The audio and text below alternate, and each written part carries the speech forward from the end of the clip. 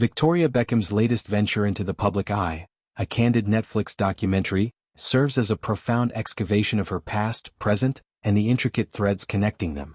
At 51, the fashion maven and matriarch sits down not as the unassailable Posh Spice but as a woman reckoning with the weight of a defining era. The Spice Girls, that seismic force of 90s girl power, propelled her into stratospheric fame, but as she reveals, it also cast a long shadow over her ambitions. Questions about that 4-year whirlwind have long triggered her, evoking a cocktail of pride, resentment, and unresolved tension. This documentary isn't mere nostalgia.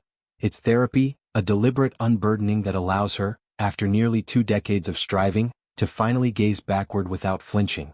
The Spice Girls era was a cultural juggernaut, a kaleidoscope of platform boots, catchy hooks, and unapologetic feminism that reshaped pop for a generation. For Victoria, then Victoria Adams, it was a meteoric rise from suburban obscurity to global icon.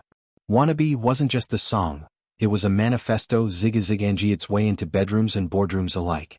But fame's glitter concealed sharper edges. Victoria confesses that being pigeonholed by those years felt like a straitjacket on her evolving identity. "I've been defined by a 4-year period in my life," she laments, her voice carrying the fatigue of someone who's spent years clawing toward reinvention. The fashion world, with its emphasis on elegance and innovation, demanded a departure from the sequined sportswear of her youth. Yet, the Spice Girls tag clung like glitter to skin, endearing to fans, exasperating to the artist beneath. This triggering isn't abstract, it's visceral. In the documentary, probing inquiries about band dynamics, wardrobe malfunctions, or tour anecdotes unearth emotions she'd buried under layers of business acumen.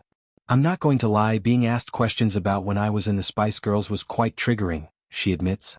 Those moments morph into the rawest segments, akin to peeling back scar tissue. It's therapy in real time, with Victoria navigating tears and triumphs on camera. The process she describes was an emotional odyssey, confronting not just the band's highs but the business pitfalls that followed. Mismanagement, internal frictions, the commodification of youth. These were the undercurrents that soured the sweet. For a woman who's built an empire on precision and poise, revisiting chaos is no small feat.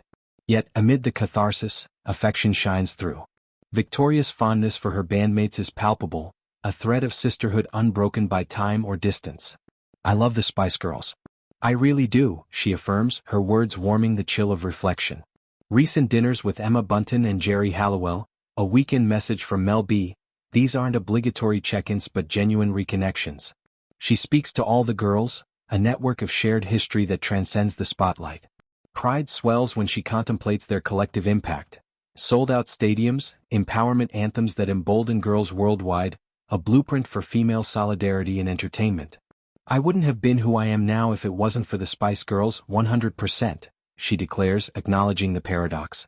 The band was both cage and catapult, confining her image while launching her trajectory. Motherhood and marriage weave into this tapestry, adding emotional heft.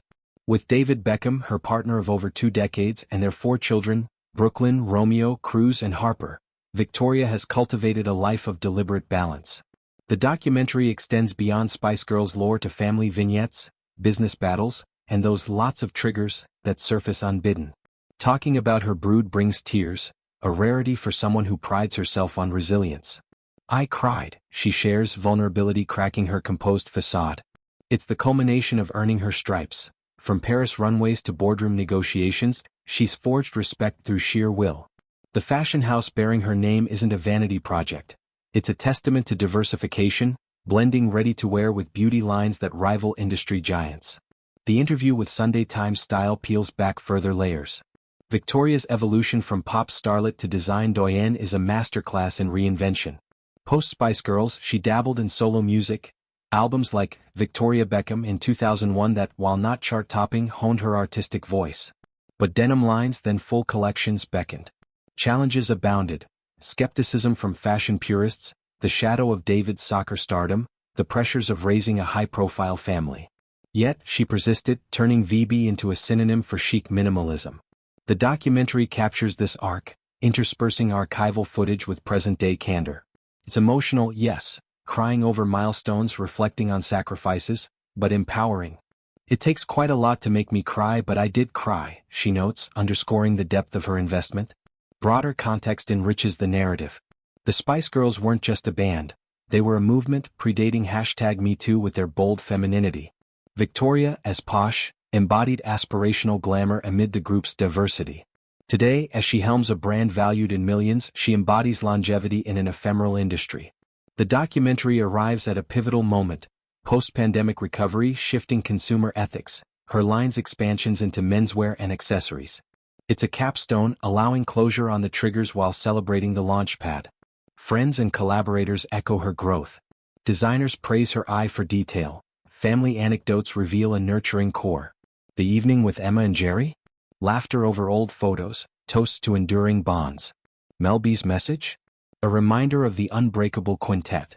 Victoria's pride isn't solipsistic, it's communal. Without the Spice Girls, no runway triumphs, no brood of Beckhams, no narrative of triumph over typecasting.